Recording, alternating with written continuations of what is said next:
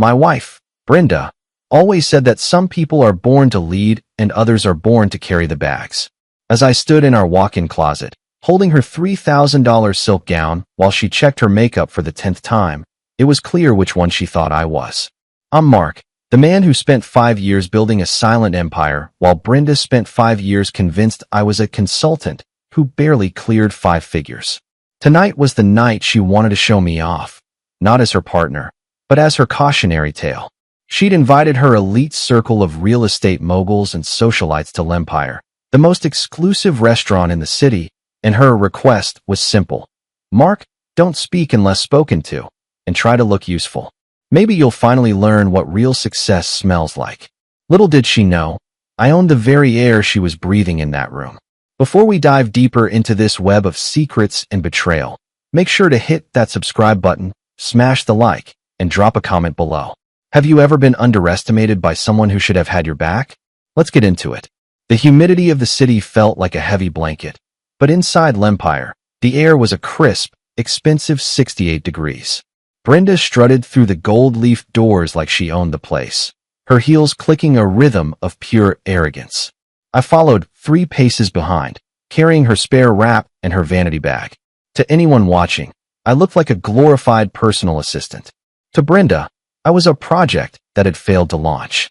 Table for 6, under sterling, Brenda chirped at the hostess, her voice dripping with a forced sophistication that always made my skin crawl. The hostess, a young woman named Chloe, glanced at Brenda, and then her eyes shifted to me. Her pupils dilated slightly. She knew exactly who I was. I gave her a microscopic shake of my head, the not yet signal. Chloe cleared her throat, her professional mask slipping for just a second. Of course, Mrs. Sterling. Right this way. We were seated at a prime booth, the kind of table people wait 6 months for. Brenda's friends arrived shortly after. David and Sarah, a couple who traded in misery and high-end textiles, and Julian, a venture capitalist who looked like he'd been carved out of a block of ice. Oh, Mark's here too? Julian said, flashing a shark-like grin as he slid into the leather booth. I thought this was a dinner for the heavy hitters, Brenda. Brenda laughed, a sharp, tittering sound that lacked any warmth. I brought him along to be the helper tonight. He spent so much time in his little home office that I thought he should see how the other half lives. Mark, honey, don't just stand there like a statue. Take Sarah's coat. Be a gentleman for once. I felt the eyes of the entire table on me. Sarah handed me her mink with a look of bored disdain, as if she were handing a piece of trash to a janitor. I took it, my jaw tight. I could have bought 10 of those coats with a single phone call, but I played the part. I draped it over my arm and moved toward the cloakroom, hearing Brenda's stage whisper behind me. He's sweet. Really, just completely lacks any ambition.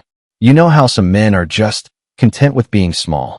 When I returned, the appetizers were arriving. Truffle-infused carpaccio and beluga caviar. Brenda was in the middle of a monologue about her latest investment in a boutique hotel, a project I knew for a fact was hemorrhaging cash.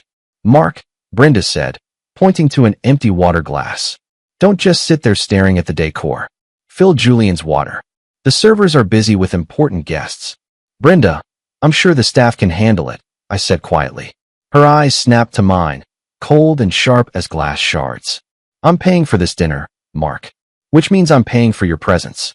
The least you can do is make yourself useful to people who actually contribute to society. Fill the glass. The table went silent. Julian smirked, leaning back to watch the show. Sarah leaned in, whispering to David loud enough for me to hear. It's Charity, really. She's so patient with him. I picked up the crystal carafe. My hands were steady, but inside, the fire was beginning to roar. I filled Julian's glass to the brim, not spilling a drop.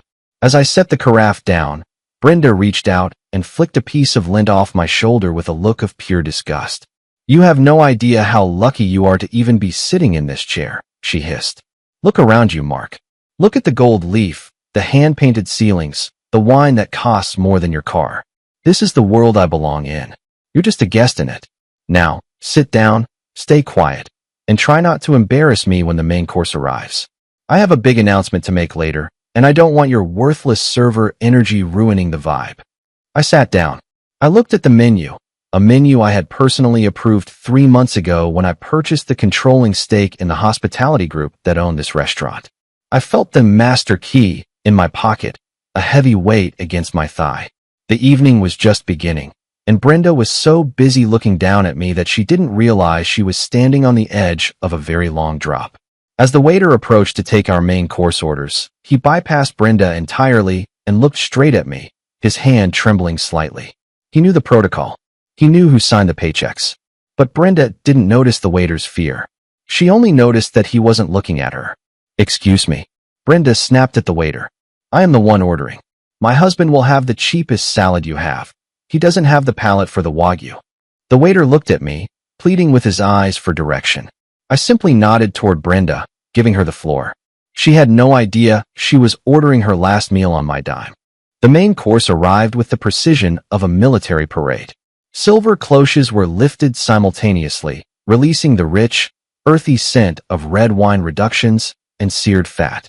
Julian tucked into his dry-aged ribeye with a gluttonous grin, while Brenda picked at her lobster thermidor, her eyes darting around the room to see who was watching her. She lived for the gaze of others, craving the validation that only wealth, or the appearance of it, could provide.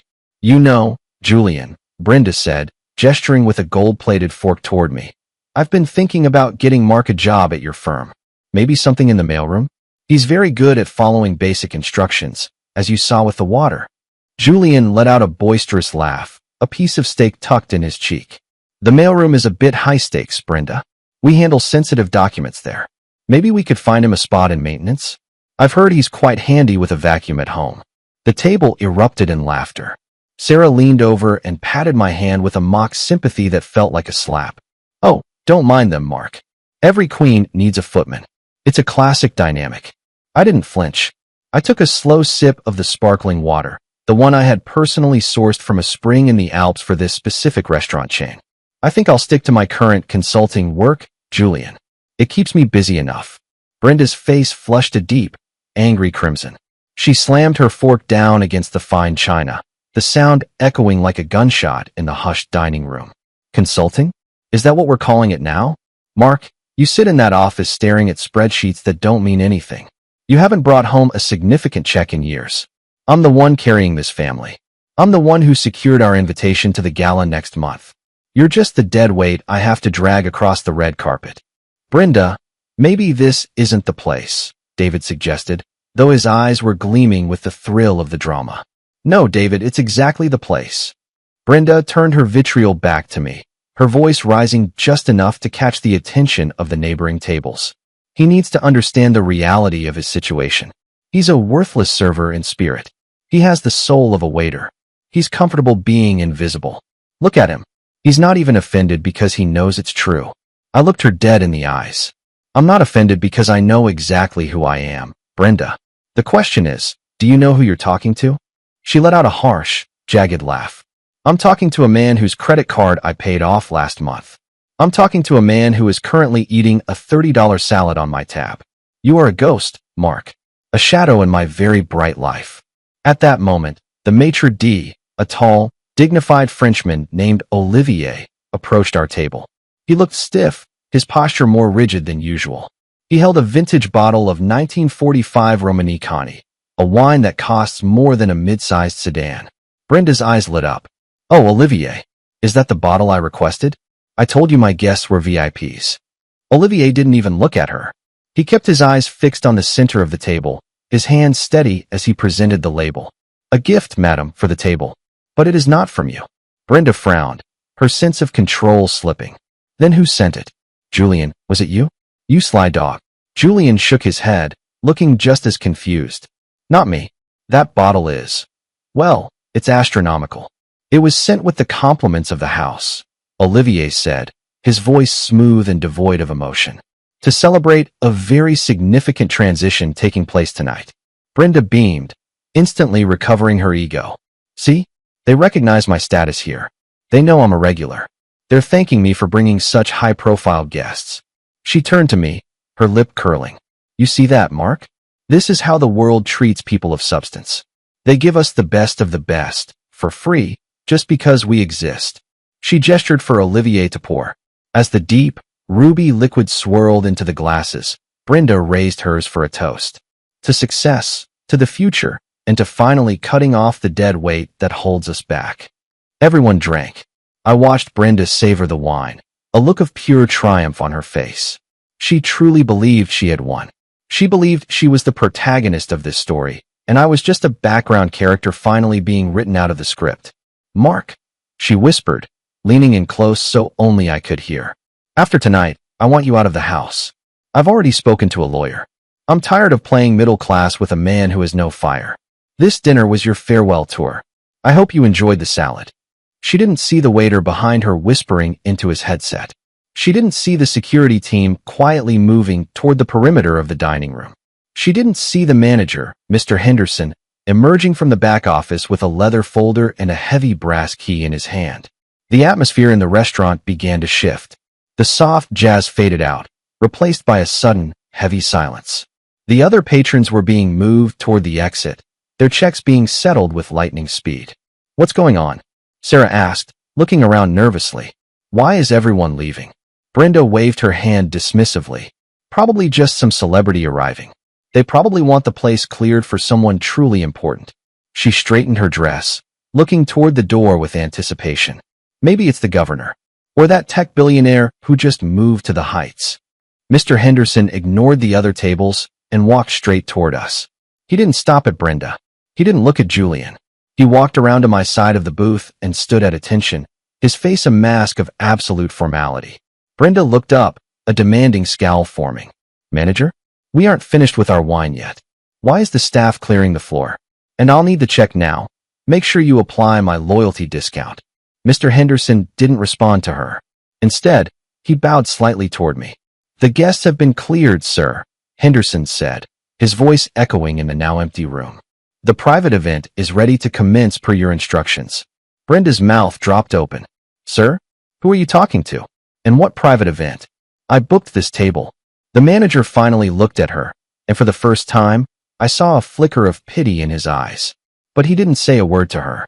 He reached into his folder and pulled out a thick stack of documents and a single, ornate key. "The quarterly reports for the hospitality group, Mr. Sterling," Henderson said, laying them on the table in front of me. "And the master key to the facility. Every lock in this building, and every safe in the vault, is now under your direct command." The silence that followed was deafening. I could hear Brenda's shallow, panicked breathing. I could see the sweat starting to bead on Julian's forehead as he realized the waiter he had been mocking was the man who held his entire social standing in his hands. I picked up the key. It was cold, heavy, and felt like justice.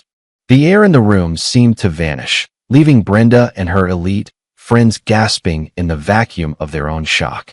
Brenda's hand, still clutching the glass of wine that cost more than her car, began to tremble so violently that the red liquid danced against the crystal. She looked from Mr. Henderson to the heavy brass key on the table, then finally at me.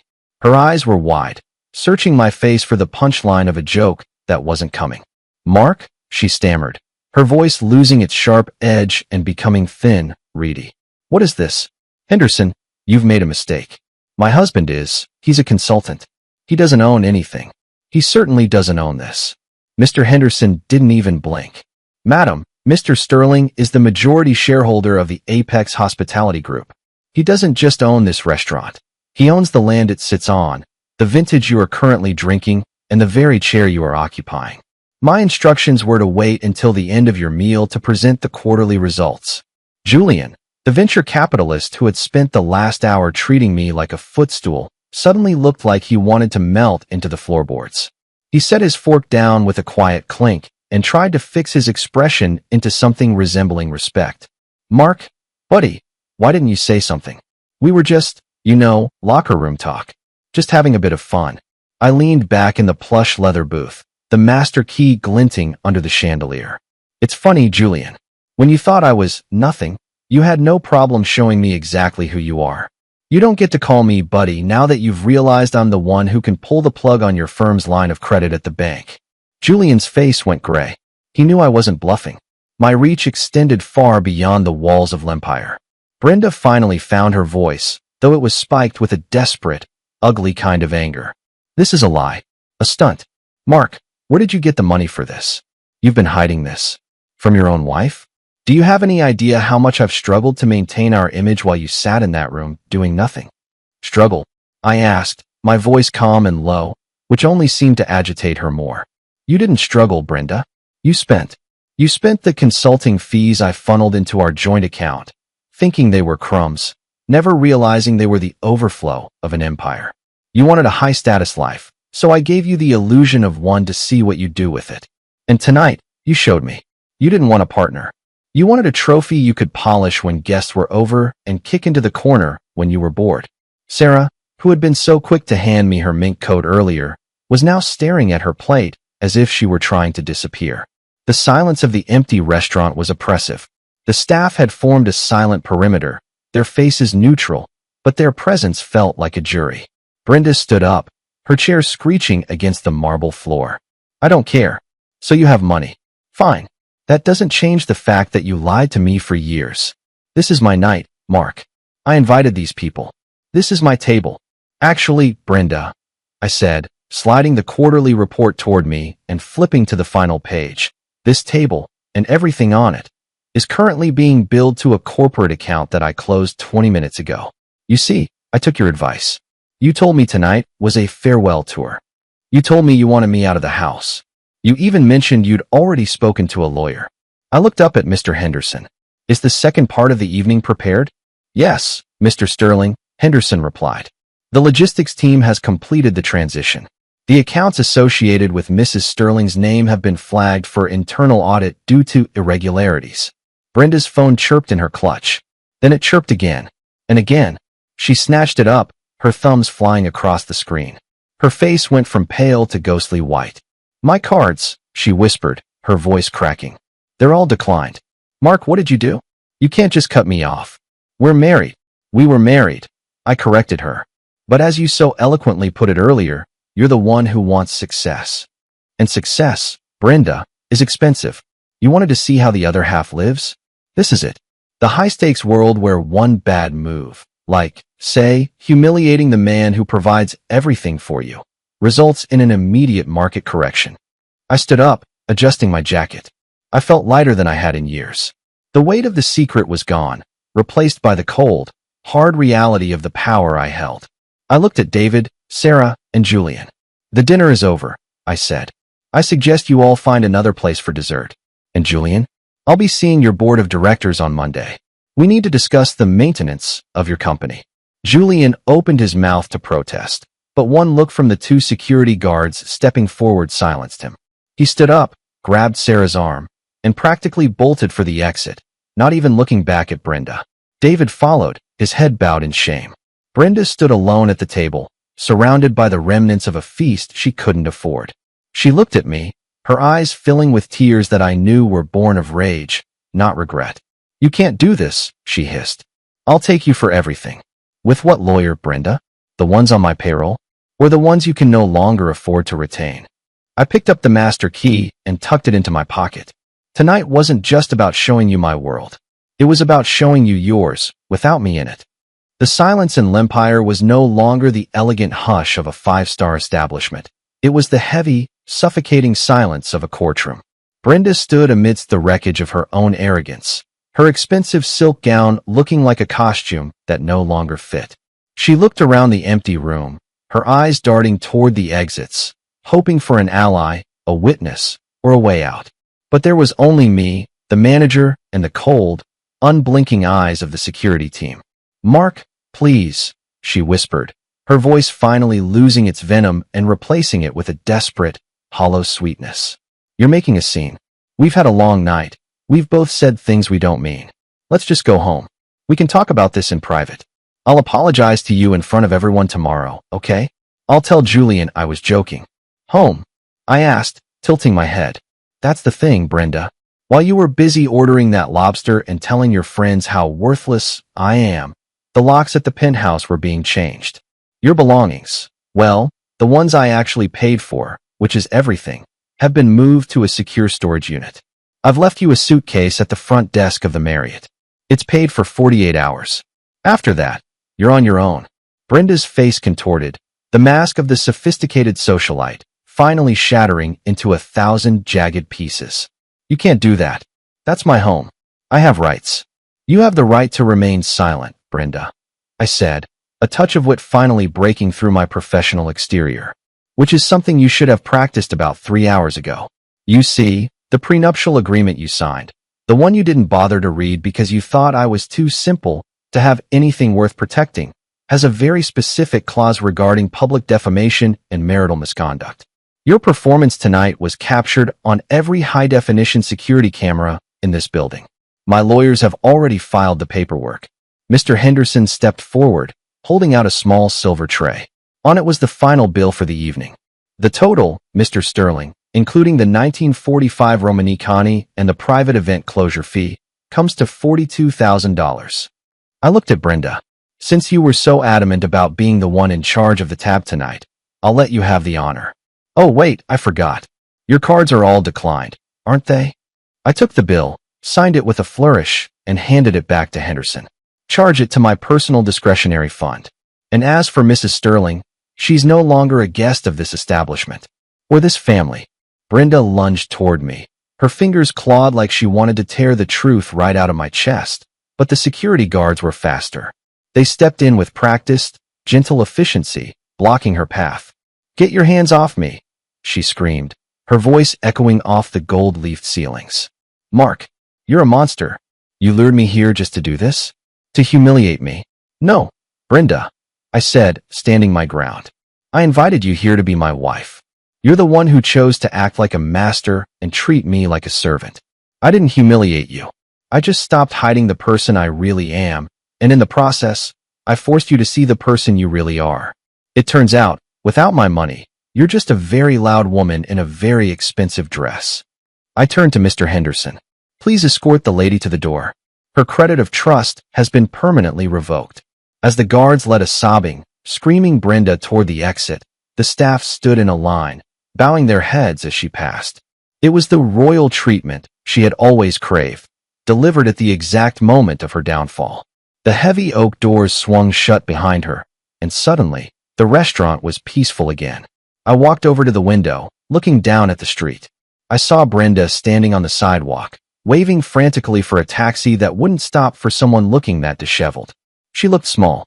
She looked exactly like the nothing she had accused me of being.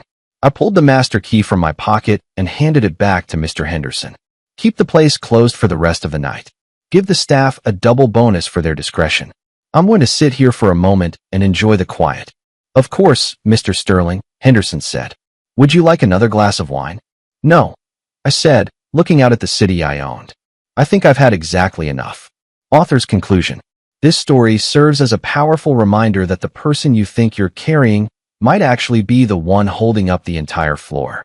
Brenda fell into the classic trap of equating loud wealth with power and quiet humility with weakness. In her quest to look big in front of her friends, she didn't realize she was alienating the only person who truly had her back. Mark didn't destroy her. He simply withdrew his support, and Brenda found out the hard way that when you build your life on someone else's foundation while kicking the bricks, the whole house eventually comes down. If you enjoyed this tale of justice and hidden power, don't forget to subscribe to the channel, hit that like button, and leave a comment below. What would you have done if you were in Mark's shoes? Let us know.